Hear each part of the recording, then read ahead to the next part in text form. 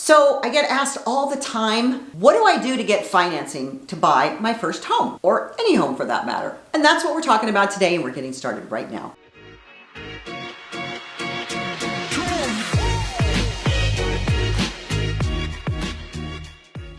Hey y'all, Debbie Dobbins, real estate entrepreneur here in Wichita Falls, Texas. And on this channel, we talk about all things Wichita Falls, from lifestyle to real estate and everything in between. So if you want to keep up to date on all of our videos, just hit that subscribe button and ring that bell and you'll be notified every time we upload a new video. So today I want to talk about buying a house from the perspective of getting financing.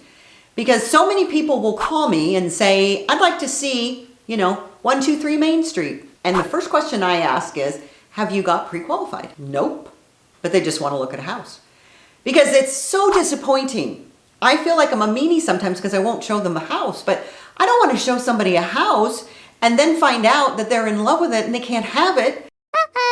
Because number one, they can't qualify, or number two, they can't qualify with the type of loan that they would be qualified for. So today I want to talk about 3 different types of loans, which are the primary loans that most people get when they're buying a house, unless of course you're paying cash, because cash is king. And you don't even need to watch this video. So there's 3 types of loans. There's conventional, there's FHA, and there's VA. And we have a community that does all 3. And I'm going to talk about the first one, which is called a conventional loan, which I've been doing for a billion years. And I'll bet you've heard of these people, Fannie Mae and Freddie Mac. Brother and sister, they seem to have been the culprits when we had that meltdown in 2008, but they really aren't.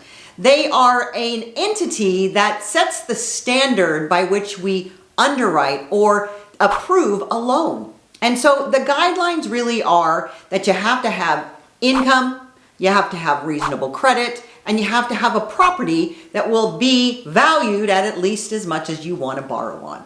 It's really pretty simple. They call it credit, capacity, and collateral. Your credit, your capacity, which is your income, and your collateral. The thing about a conventional loan is, and all of these loans have minimal down payments, but that one is 5% as opposed to 3.5%, which is what an FHA is.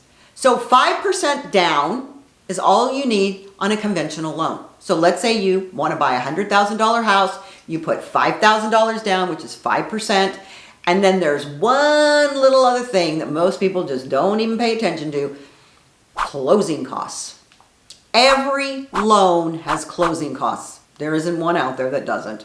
So when you have closing costs, if you're buying a house and you're just saving and 5% is a lot of money, where are you going to get your closing costs? Because your closing costs are generally 3 to 6% of whatever that purchase price is as well.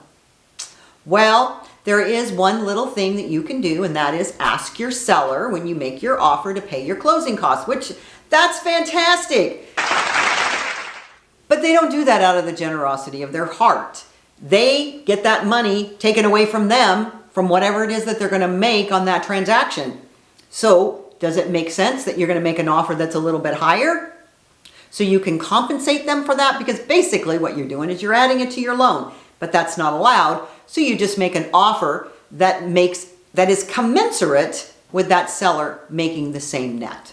So here's the thing. A conventional loan is 5% down. The seller can help you with your closing costs, but only 3%, which a lot of times doesn't cover all of it if you have under a $100,000 loan.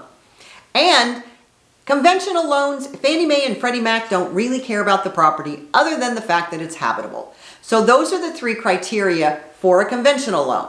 So we're going to go to FHA now. They're very similar. FHA is a government-backed loan, and FHA is a little bit easier to qualify. On a conventional loan, you have to have at least a 640 credit score. No way, Jose. And on a FHA, you can go as low as 580. A little challenging. Not everybody does them, but you can. So their FHA loans are a little bit easier to qualify for. They're also a little bit less down. So instead of 5% down, it's 3.5% down, which that's great. But there's those closing costs again. What are you going to do with the closing costs? Well, with closing costs on FHA, the good news is the seller can actually contribute 6%, up to 6% of your closing costs, which is really fantastic. except for one thing. The property has to meet FHA specs. And if it doesn't, they won't lend on it. So a lot of people think, I want to get a fixer. I want to fix it up. I want to make it pretty. I'm going to buy it for a discounted price. And in this environment, sometimes that works and sometimes it doesn't. But in the overall scheme of things, a lot of people think that those are some of the best deals, which in times when it's not crazy like this, they are.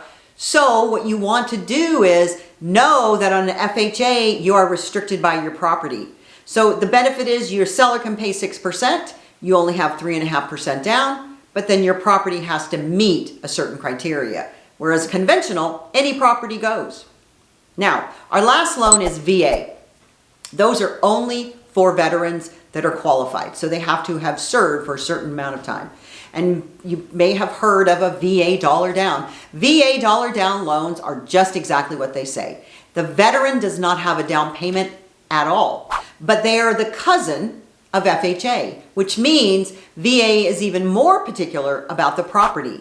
So you can't buy a fixer, generally speaking, with a VA because it won't meet VA requirements. The VA loan also has closing costs. So you just don't get away with no closing costs on any loan.